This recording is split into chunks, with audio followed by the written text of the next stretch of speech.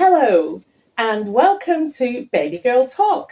My name is Jennifer and the hot topics today is the general health.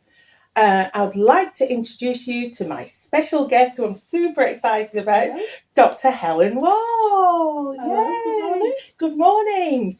Yes, we're here together. I've been looking forward to this all week.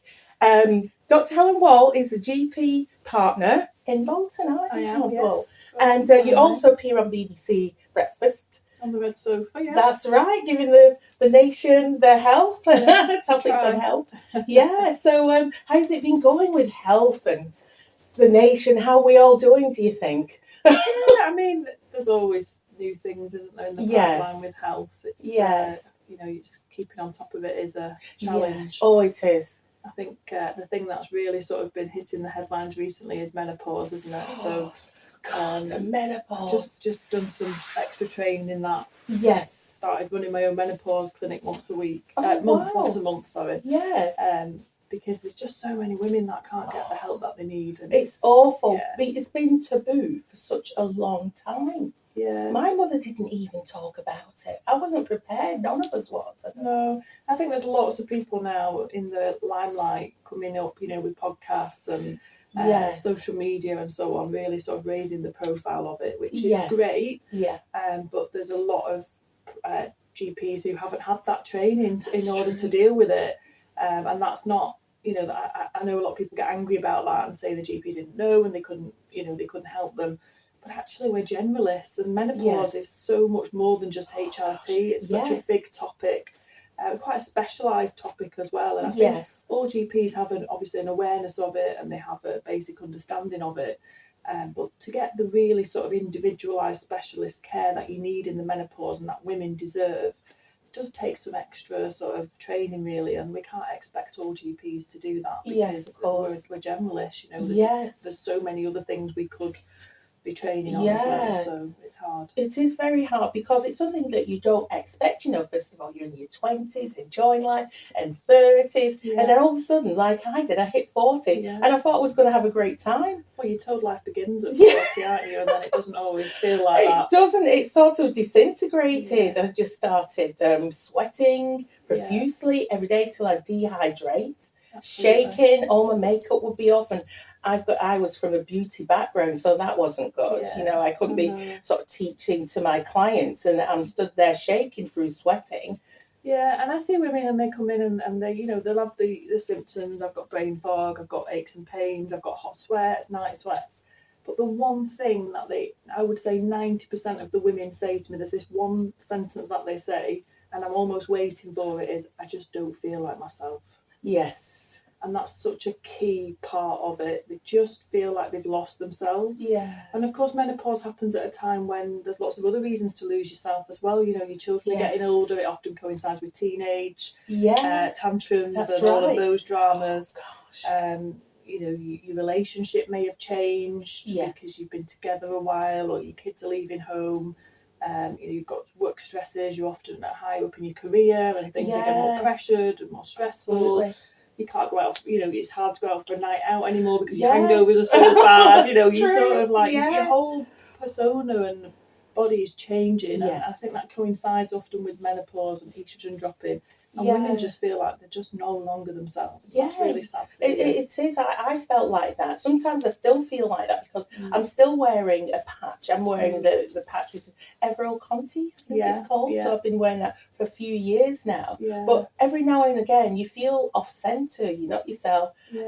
Sometimes I'm so tired and drained that I just have to tell my friends I can't go out, and they think you're being funny sometimes, but you're not. No, and you're so full of life. Yes, I am. It's for you to say that as well. I think it's really quite it's something. It's not. It's huge. It really is huge. It is. Yeah, but you lose your confidence as well. But I think we have to be a little bit. I'm always a little bit cautious because I see a lot of women in their 40s and early 50s who come and say, I think I'm in the menopause, or sometimes they don't know what's going on. They just said, I just don't feel like myself.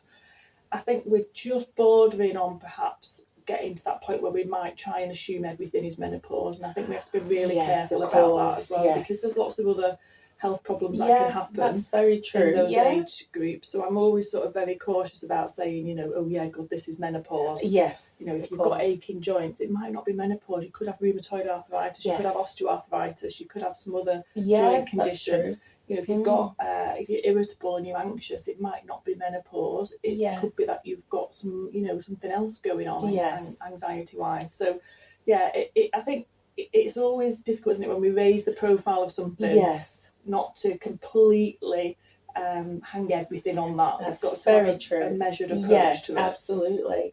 And what would you recommend to try and help with the menopause? I know you work out a lot. I mean, look at you. You look incredible. I've seen you there. Oh my God, G.I. Yeah. Do you know what? I used to always go to the gym when I was 17, 18, 19, early 20s. And then life, you know, I became a doctor. I was working long hours, shift work, and then I had my babies. I've got 3 children. Life got in the way. And then about 2 years ago, I just suddenly thought, you know, I need to do something. You know, my children were getting older. I need to just do something for me. And I rejoined the gym and I started weight training. And for the first time in my life, really, I don't see it as going, you know, to lose weight or I just go because it feels I so love that better. buzz, I just feel better when I've been, you know, it's not about what the scales say or how, you know, how I look. It's about just getting that something for me that I feel strong. I feel like I'm, you know, doing something positive. And it's so important in this stage of life in the 40s that, you know, you do think about your bone health and things. It's not all about, you know, your hot sweats and so on. It's about this is a time now where you can prepare yourself for that older age. And bone health and muscle strength is so important to keep you well as you hit your 50s and 60s. Definitely, and beyond. You need your mobility. Mobility, and you know, it's so common to see women with osteoporosis where your bones become thin and then they have fractures. You lose your muscle strength. That's true. It is really important. So you know, I don't do it to be G.I. Jane. I'm definitely not G.I. Jane. You look incredible. I saw the guns, you know. Oh my God. But it does really help me, you know. And I think it's, and I have to say as well, you don't have to go to a gym, you know. Not everyone can afford to go to a gym. Not everyone wants to go to a gym. It can be quite an intimidating place for some women, and even some men as well. And I think, you know, just doing something for you is so important. And it's so difficult when you've got teenagers and parents to look after and life. It is because, you know, you neglect yourself then in a way, don't you? It's just nice to go to a gym or to get out in the fresh air. Just going for a walk. Like a day to day. Your mental well-being is great once you're out there, the fresh air. So I think starting point is trying to look at what you can do to improve your own mental well-being and your own health. But obviously, you know, that's not enough for a lot of women, and they need some external help, and they need to come to the GP and or whoever, a menopause specialist or you know, well-being specialist to try and get some help. And obviously, you know, some women end up on HRT, as you've mentioned, and there are other medications as well for those who can't have HRT. For us to help with. And diet would help. Diet help so as all well? Of that helps, you know, and you know, often, you know, women will come and like anything, you know, we're desperate and we want a quick fix and we want a tablet, a patch, you know, but actually there's so many lifestyle things that will help. And I think sometimes we start to feel a bit fobbed off when healthcare professionals say to us, well, you know, try exercising and eat better and you know, take some vitamins and all of this, but actually it's a combination really. We need to do those things. We can't it very rarely does just medicine, is it enough? Yeah, that's very true. Like that. You have to really work at it, don't you, and get out there. But I find when I go to the gym, it really relaxes me. I'll do some yoga. I've got into yoga just recently, and it just calms my body down, because sometimes it feels static. It's overworked inside. So the minute I sort of relax and get into yoga and the breathing, I guess breathing is a big thing as well. Breathwork's really come online, hasn't it? Recently, you know, we've seen a lot of things on social media again. about breath work and the benefits of breath work.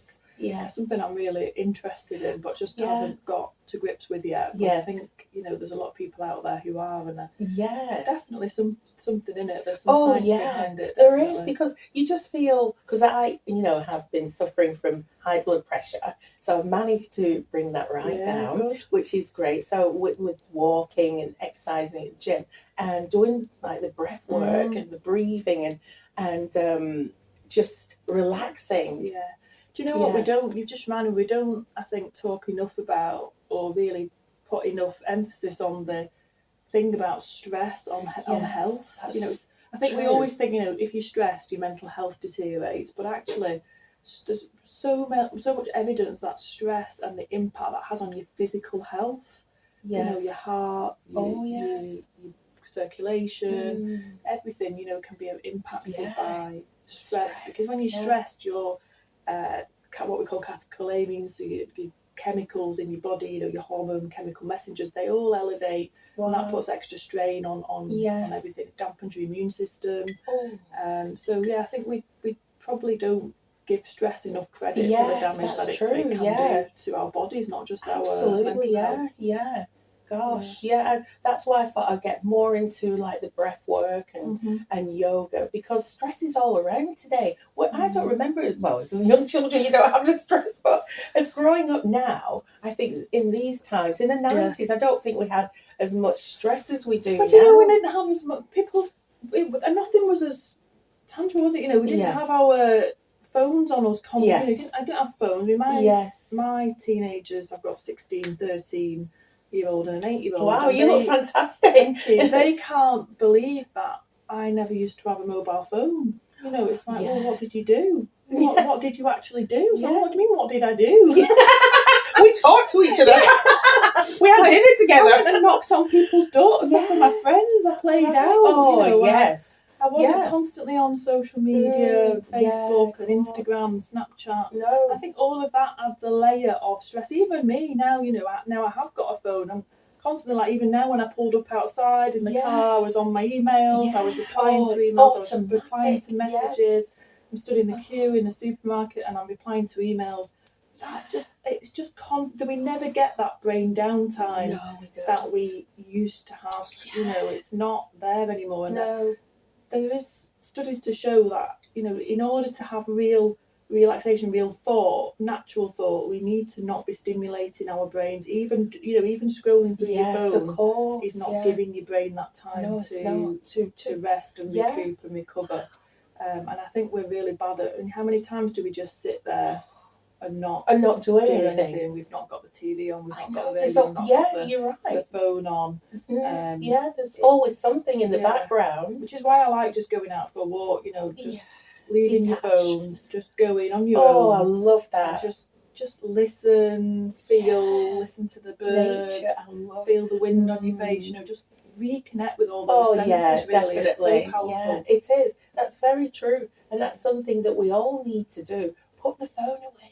Yeah, it's so hard though. For the week. I mean, I did it for a weekend and I felt so liberated, because I actually did other things and chatting more with mum and talking more with my friends and connecting with family. It's hard to do, but I think once you've done it, it is so...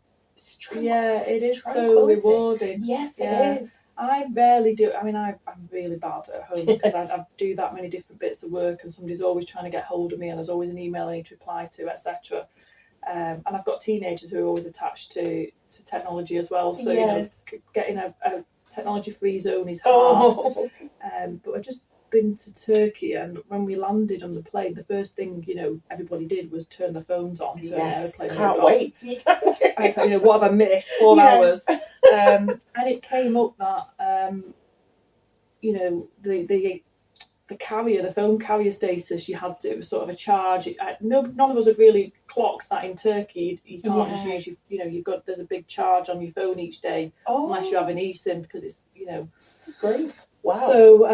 So we just put our phones, to one side for a few days, and it was so good. I bet you had the greatest time. It was so nice. Wow. To just sort and of it should be on holiday. Put them in a safe away and just enjoy the moment. Yeah, and it was really, it was really liberating. Oh yes, that's really, really that's good advice, isn't it? Really, to just put the phone away, lock it away. Advice, not easy advice. Yeah, not easy because you're thinking, I just need to check my phone. Yeah, you're thinking, there's such body trying to get hold of me. What if this has happened? I don't know about it. Oh, it's awful. We're just a slave to it. It's designed to just keep us just on that phone constantly with your head down, your neck's all in spasms. Because I know, it's just constantly getting your data as well. You're constantly feeding the Big Brother, really, aren't you? I mean, I had to laugh a couple of weeks ago. Somebody had put on my Instagram feed that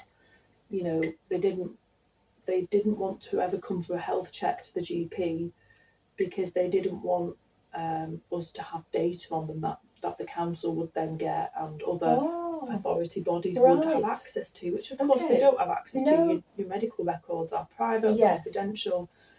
But what made me particularly smile about that was this was somebody who was clearly on Instagram and putting out their own, every time we engage with anything like that, we're feeding the beast our data and I'm thinking, well, they're a bit hypocritical. You don't want to come for a health check, which could potentially, save your life, or at least lengthen your life. Yeah, absolutely. Yeah. So I think there's a lot of mistrust. We see it. There's a lot of mistrust around as well, and that's true. That adds to stress for people. Yes, it does. Yeah.